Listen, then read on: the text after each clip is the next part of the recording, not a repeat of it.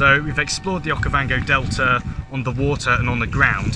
However, we haven't yet appreciated how large the Okavango Delta actually is. It's so vast it can be seen from space. And the only way to see that, the extensiveness of the delta, is from above.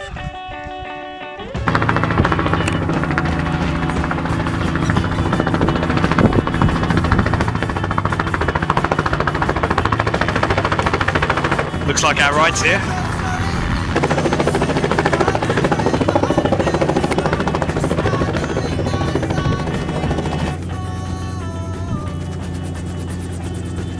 Oh yeah. Of course, we were going to see the Okavango Delta in a helicopter. In my opinion, this is probably one of the best landscapes to see from the air. The vast openness of the Okavango Delta is absolutely magnificent. And it covers over 2 million hectares.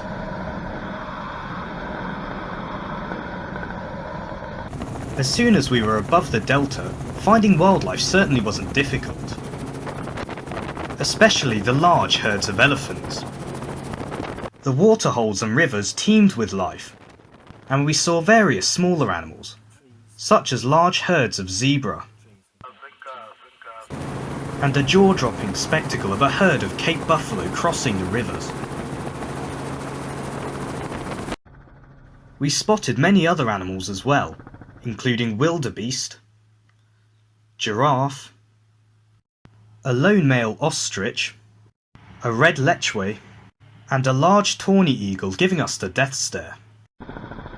But one thing that fascinated me was seeing all these strange, long, winding and narrow channels across the landscape. They clearly weren't formed naturally, as there are no strong currents or hydrological pressures to force them to form. So these must have been created by some kind of animal. Whatever animal did this, it has been responsible for changing or manipulating a landscape. We call these kind of animals ecosystem engineers. But the main question you're probably asking is, what animal did do this? Well, some of you may have guessed already. The sheer size and weight of a hippopotamus make it capable of carving out small channels over time, and these channels are known as hippo highways. Hippos live out most of their lives in water, much like their closest biological relatives, which are, believe it or not, cetaceans, which include whales and dolphins. Much like the elephants we talked about last episode, the hippos play a crucial role in this ecosystem. At dusk, when they leave the water to feed on land vegetation, they return back to the water, bringing in nutrients from the land in their dung, on their skin, and on the bottom of their feet, which are important in the life cycles of many water invertebrates and fish, which then maintains the higher trophic levels in the food chain.